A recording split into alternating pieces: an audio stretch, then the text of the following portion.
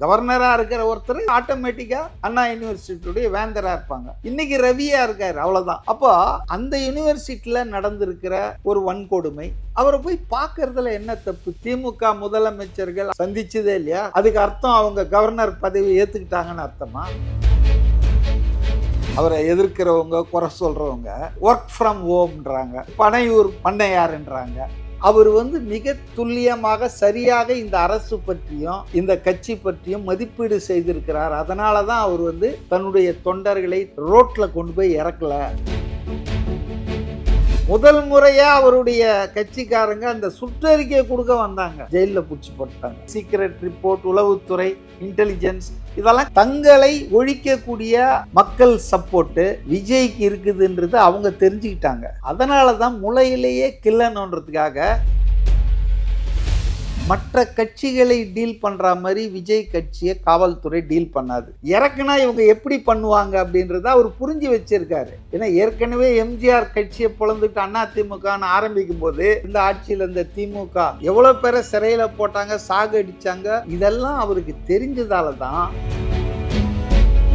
கைது செய்யப்பட்டவர்களை சந்திப்பதற்காக ஒரு கட்சியின் பொதுச் செயலாளர் வராரு. அவரை கூப்பிட்டு நீயும் அரஸ்ட்னு உட்கார வச்சா, அப்போ பத்திரிகையாளர் சந்திங்கன்னு சொல்றதுக்கு ஒரு உள்ள அர்த்தம். இவங்க கூலிக்கு ஆளுங்களை அனுப்புவாங்க, 10,000 ரூபாய் பிரஸ் கான்ஃபரன்ஸ் சொல்லி.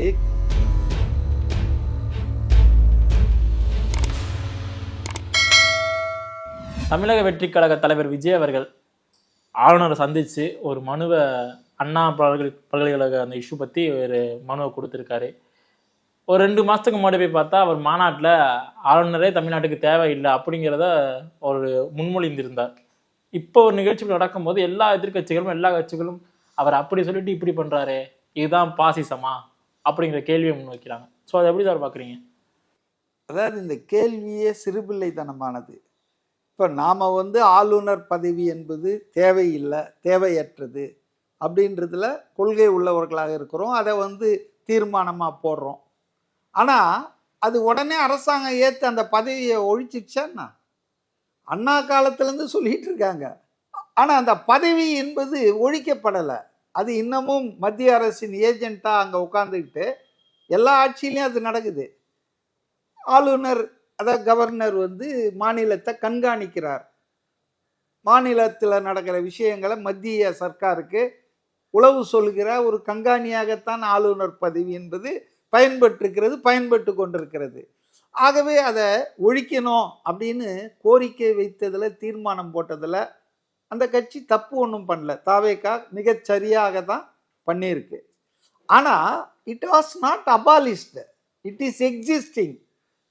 அதாவது அந்த பதவி இருக்கு, அந்த பதவி அவர் சொல்லி தானே மு.க. ஸ்டாலின் முதலமைச்சராக உறுதிமொழி எடுத்துக்கினாரு.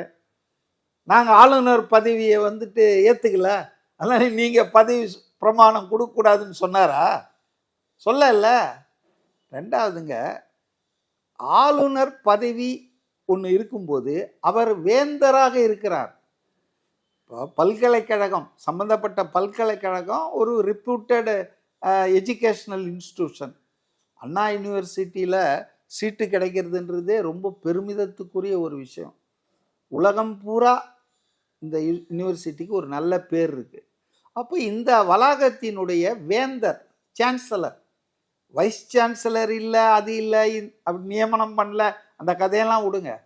வேந்தராக இருக்கிறவர் பை டிஃபால்ட், கவர்னராக இருக்கிற ஒருத்தர் வேந்தராக இருப்பார். இன்னைக்கு ரவியா இருக்கார், அவ்வளோதான். அந்த பொறுப்பில் இருக்கிறவங்க ஆட்டோமேட்டிக்காக அண்ணா யூனிவர்சிட்டியுடைய வேந்தராக இருப்பாங்க. அப்போ அந்த யூனிவர்சிட்டியில் நடந்திருக்கிற ஒரு வன்கொடுமை, அந்த யூனிவர்சிட்டியில் பாதுகாப்பு குறைபாடு, செக்யூரிட்டி லேப்ஸ், அதாவது மொத்தம் உள்ள சிசிடிவியில் 16 என்னவோ செயல்படலான்றாங்க. பிரியாணி விற்கிறவன் ஜஸ்ட் லைக் தட் அந்த யூனிவர்சிட்டியில் உள்ளே போயிட்டு வந்துட்டு இருக்கிறான். இந்த நிகழ்ச்சி முதல் தடவை இல்லைன்றாங்க. இந்த பெண் மாணவி துணிவு மிக்கவர், அதனால தான் பரவாயில்ல எவன் என்ன பேசினாலும் காவல்துறையில் வந்துட்டாங்க. அந்த மொபைலில் பிடிச்சதில் சொன்ன தகவல் என்னன்னா, இது தவிர்த்து இன்னும் 2-3 ஆபாச பெண்களுடைய படங்கள்லாம் இருக்கான்.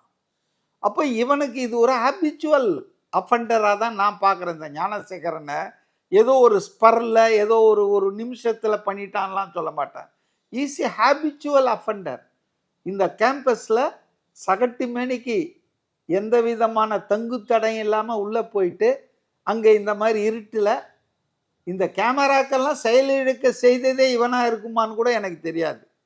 ஏன்னா ஏரோப்ளேன் மோட்ல போடுற அளவுக்கு டெக்னாலஜி விவரம் உள்ளவனா இருந்தா சம்பவம் போலீஸ் டவர்ல தெரியக்கூடாது, சம்பவம் நடக்கும்போது மொபைல் ஃபோன் எங்கே இருந்து தெரியக்கூடாதுன்ற அளவுக்கு அதை ஏரோப்ளேன் மோடில் போடுற விவரமான ஆளாக இருந்தால் ஏன் இந்த சிசிடிவி கேமராவெல்லாம் செயல்படாமல் பண்ணியிருக்க முடியாது? நான் அந்த கோணத்துலையும் நான் பார்க்குறேன். So is not a normal criminal, normal rapist, is a habitual offender. அந்த மொபைல்லையும் 4-5 பெண்கள் இந்த மாணவி இல்லாத இன்னும் இருக்குன்னு சொல்கிறாங்க.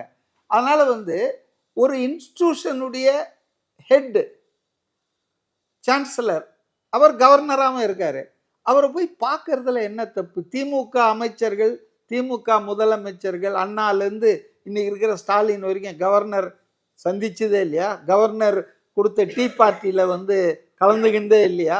அதுக்கு அர்த்தம் அவங்க கவர்னர் பதவி ஏற்றுக்கிட்டாங்கன்னு அர்த்தமா? நாம் சொல்லியிருக்கிறோம், ஆனால் அது இருக்குது. இருக்கும் வரை நாம் அதை we cannot avoid it.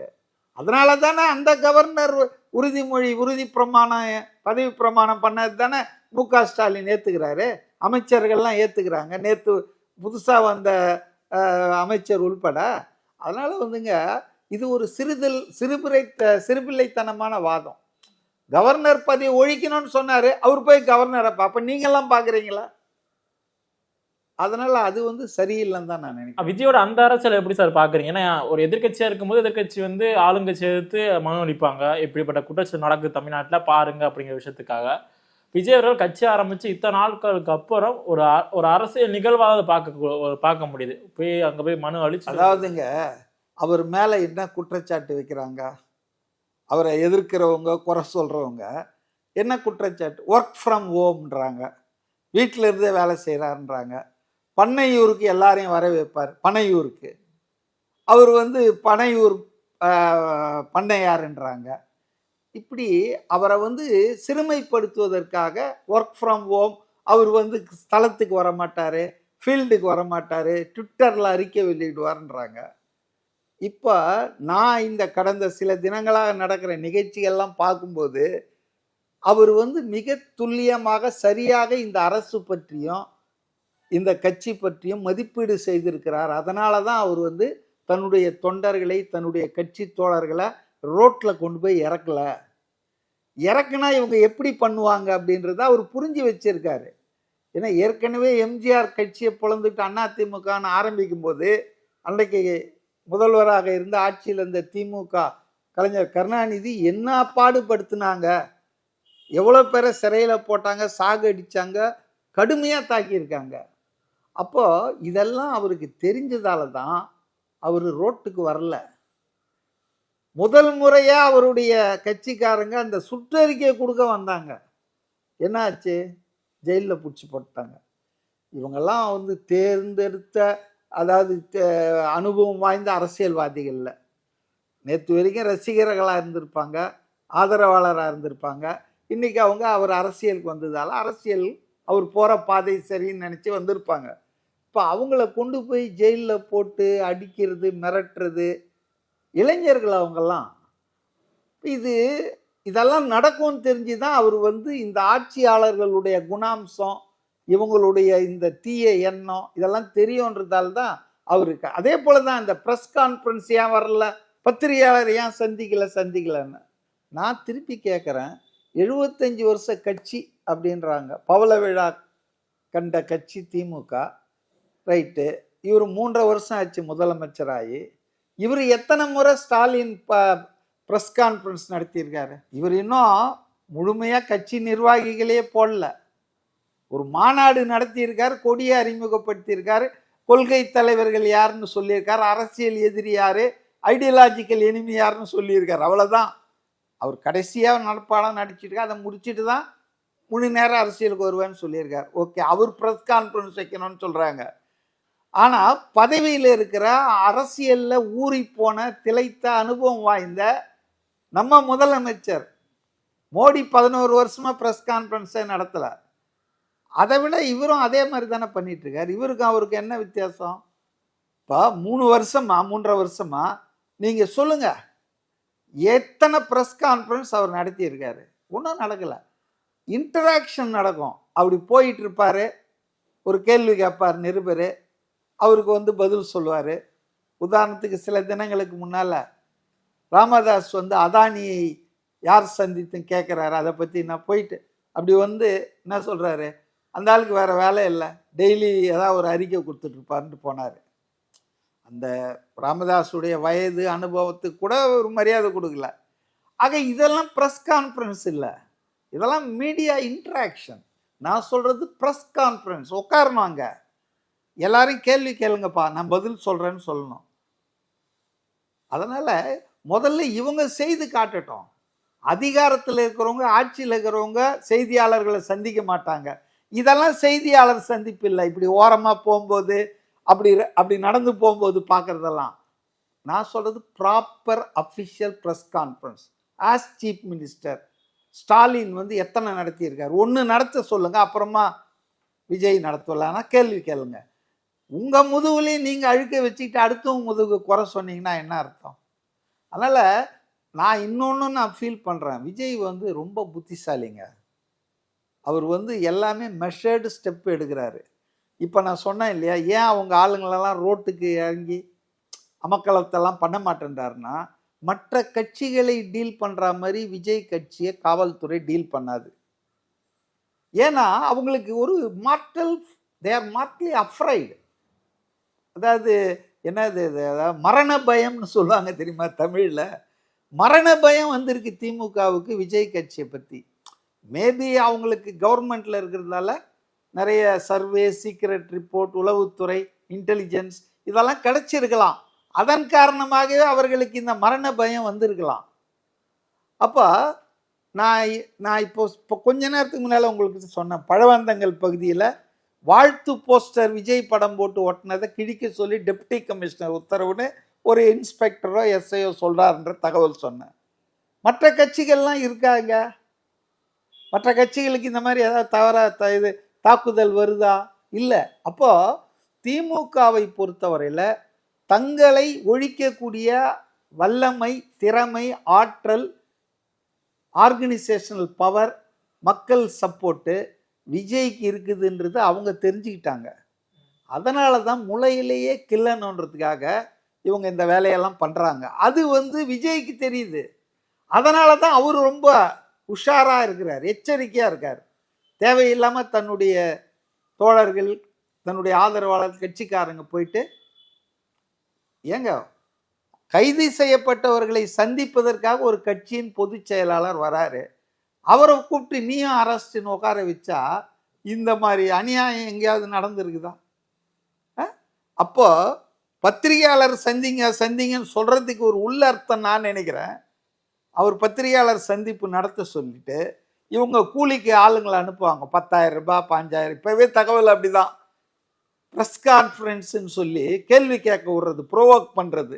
இப்போ விஜயகாந்தை இப்படி தானே பண்ணி, பாவம் அவர் சாதாரண மனிதர், அவருக்கு திரையில் மட்டும்தான் நடிக்க தெரியும், மக்கள் மத்தியில் பொதுவெளியில் நடிக்க தெரியாது.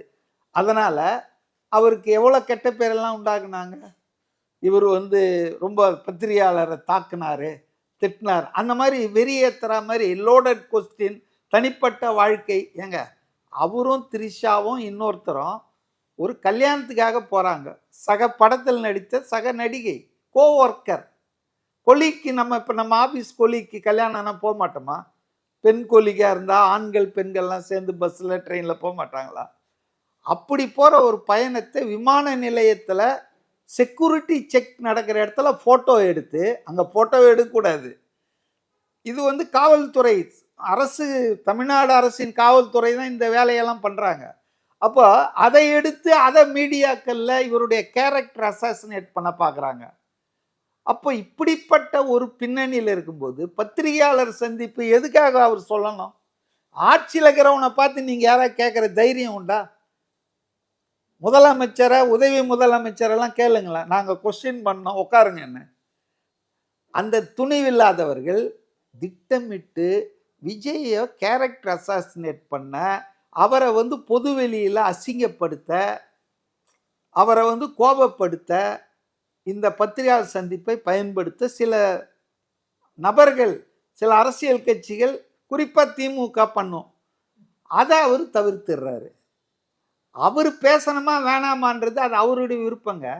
இப்போ மீடியா கிட்ட பேசி தான் அவருக்கு செய்தி போனோம் இல்லை, அவர் தான் வெளியே வந்தாலே செய்தியாக இருக்குது, உக்காந்தா செய்தி, எழுந்தால் செய்தி, கார்லேருந்து இறங்கி கையை காட்டினா செய்தியாக இருக்குது. அவருக்கு எதுக்கு போய் இப்போ அண்ணாமலைக்கு தேவை, அவருக்கு வாரத்தில் ஒரு 8 நாள் 7 நாள்னா 9 நாள் ப்ரெஸ் கான்ஃபரன்ஸ் நடத்துவார். தமிழிசை சவுந்தரராஜனுக்கு தேவை, ஏன்னா அதை வச்சு தான் ஜனங்க முத்தியில் அவங்க கனெக்ட் ஆவாங்க. பட் விஜய் அப்படி கிடையாதுங்க. Is a more popular. இன்னைக்கு இருக்கக்கூடிய நடிகராக விட்டுருங்க, அரசியல்வாதிகள்லேயே எம்ஜிஆருக்கு அடுத்து ஈவன் விஜயகாந்தை விட மேலே தான் இன்னைக்கு விஜய்க்கு இருக்கக்கூடிய பாப்புலாரிட்டி, செல்வாக்கு. அதனால் அவர் இந்த மீடியாவில் போய் சும்மாட்டு இந்த உடஞ்சி போன கிராம பொன் துண்டு மாதிரி செய்தியாளர் சந்திப்பு நடத்தணும். அவர் மீடியாவை சந்திக்க மாட்டேன்றாரு. ஏன் சந்திக்கணும்? உனக்கு என்ன தேவை? உனக்கு தேவைன்னா அவர் கூப்பிடுவார் இல்லையா? அப்போ நீங்கள் மைக் எடுத்துகிட்டு போங்க. இதுக்கு உள்நோக்கம் இருக்குது. அவரை பொதுவெளியில் கேவலப்படுத்தவும் அசிங்கப்படுத்தவும் திமுக செட் பண்ண ஆளுங்க தான் இவங்கெல்லாம். செட்டப் ஜேர்னலிஸ்ட் தான். இப்போ கூட பத்திரிகையாளர்கள்னு ஊடகங்களில் உட்காந்துன்னு திமுக காரங்கெல்லாம் அரசாங்கத்துக்கு அல்லேலூயா பாடிட்டு இருக்காங்க பாருங்க. ஒரு மீடியா பர்சன்னா அரசாங்கத்தை விமர்சனம் பண்ணோம். அரசாங்கத்தை அல்லேலூயா பாடிக்கிட்டு நல்லாட்சி, பொற்கால ஆட்சி நடக்குதுன்றவங்க தான் இன்னைக்கு நேர்பட பேசு, அப்புறம் விவாதங்கள், வட்டமேசை விவாதங்கள்லாம் நடத்தின்னு இருக்காங்க. அதனால் இதெல்லாம் வந்து விஜய்க்கு தெரியும். விஜய் வந்து பிளான் பண்ணி தாங்க சிலதெல்லாம் அவாய்ட் பண்ணுறாரு, சிலதெல்லாம் செய்கிறாரு. அதனால் இதை வந்து வற்புறுத்த முடியாது, வற்புறுத்தக்கூடாது. தனி மனித உரிமை. இவர் துண்டு பிரசுரங்கள் வந்து விஜய் எழுதின கடிதத்தின் மூலமா எல்லாருக்கும் மக்கள்கிட்ட கொடுத்துட்டு இருக்காங்க. அந்த ஆளுநரை சந்திக்கும் பொழுது அன்றைய காலில் தான் வெளியிடுறாரு. வெளியிடும் பொழுது அதை அது கட்சியினுடைய மகளிர் அணி வந்து அங்கே கல்லூரிக்கு போகக்கூடியவர்களுக்கும் சரி, பள்ளி மாணவர்கள் மாணவிகள் பெண்களுக்கெல்லாம் துண்டு பிரசுரமாக கொடுக்குறாங்க. கொடுக்கும்போது இதை காவல்துறை பார்த்து கைது பண்ணுறாங்க, கொடுக்கக்கூடாதுங்கிறாங்க. அதை வாங்கி தூக்கி போடுறாங்க, வாங்கி எடுத்துகிட்டு போகிறாங்க, கிழிச்சு போடுறாங்க. இப்படி பல விஷயங்கள் தொடர்ந்து ஒரு அவேர்னஸ் கிரியேட் பண்ண கூட கூடாதா அப்படிங்கிற இடத்துக்கு கொண்டு வந்திருக்காங்க. இதுக்கு இப்போ அது நோக்கம் இருக்குமா, இல்லை இவங்க பண்ணவே கூடாது அப்படிதான் அதான் காரணமா? அதாங்க. 2 விஷயத்தை நான் முடிச்சுக்கிறேன். 1, விஜய் மேலே ஏற்பட்டிருக்கிற மரண பயம் ஆட்சியாளர்களுக்கு, அமைச்சர்களுக்கு, ஆளுங்கட்சிக்கு. அப்போ அவங்க போலீஸ் மூலமாக தானே பயன்படுத்துவாங்க. போலீஸ் மூலமாக சர்வ அடக்குமுறை, அராஜகம், ஜனநாயக உரிமையை பறிக்கிற வேலையெல்லாம் பண்ணுறாங்க.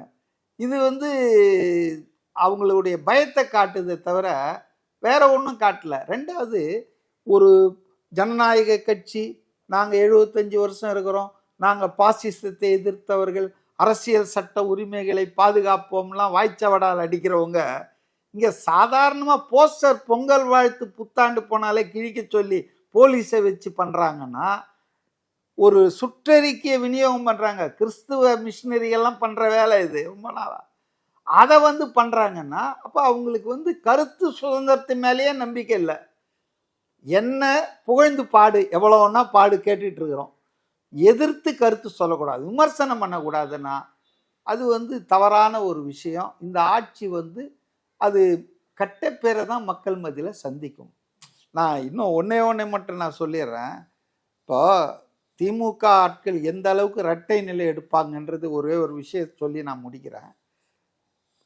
எடப்பாடி ஆட்சி காலத்தில் பொங்கல் பரிசாக 2500 ரூபாய் அவர் கொடுத்தார். அதாவது பரிசு தொகையா. அது இல்லாமல் பரிசு பொருள் அதெல்லாம் கொடுப்பாங்க.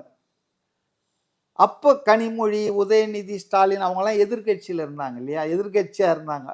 அவங்கெல்லாம் என்ன சொன்னாங்கன்னா, நாங்கள்லாம் 5000 ரூபாய் கொடுக்கணும்னு நாங்கள் வந்து சொல்லியிருக்கோம், ஆனால் மனசு இல்லை அதிமுக ஆட்சிக்கு. நாங்கள் சரி, உங்கள் கையில் ஆட்சி வந்துடுச்சு, 3.5 வருஷமாக ஆட்சியில் இருக்கீங்க, சரி 2500 கொடுக்கணுமா வேணாமா? 5000 கேட்டவங்க நேத்தோ முந்தா நாளில் பார்த்தோம். முன்னாள் அமைச்சர் செல்லூர் ராஜு அவர் ஏதோ கணக்கெல்லாம் போட்டு அன்றைய பணவீக்கம் 5000 ரூபாய்க்கு, அதனுடைய இன்ஃப்ளேஷன் வேல்யூ இன்னைக்கு 30,000 ரூபாய் கொடுக்கணும்னு கேட்டிருக்கிறாரு. ஆனா இன்னைக்கு என்ன சொல்லுவாங்க? அரசியல் ஆக்காதீர்கள் சொல்லுவாங்களா இல்லையா? அப்ப அவங்களுக்கு மட்டும்தான் எதையும் அரசியலாக்குற உரிமை இருக்குது. பிறப்பு உரிமையா இல்ல குடும்ப உரிமையா? அது மற்ற யாருக்கும் அதெல்லாம் கிடையாதா? ஏன் இன்னைக்கு 5,000 நீங்க சொன்னீங்களே கொடுங்கன்னு கேட்டா அது என்ன தப்பா? அரசுக்கு எதிராக விமர்சனம் வைக்கக்கூடாதா? நீங்க கேட்கலாமா 2,500 கொடுக்கும்போது? இப்ப எதுக்குன்னா பதில் சொல்றாங்க அவங்க. அதனால வந்துங்க அவங்கள பொறுத்தவரை 2 ஸ்கேல் வச்சுக்க, அளவுகோல், இரட்டை நிலை. அவங்க ஆளுங்கட்சியா இருந்தா இப்படிலாம் கேட்பாங்க, எதிர்கட்சியா இருந்தா இப்படிலாம் பேசுவாங்க. இது எப்படி சரியா இருக்க முடியும்? ஜனநாயக செயல்பாடு இல்லை இது. ஓகே சார், உங்க கருத்துக்களை பரிமாறி ஒன்னதுக்கு ரொம்ப நன்றி சார். நன்றி.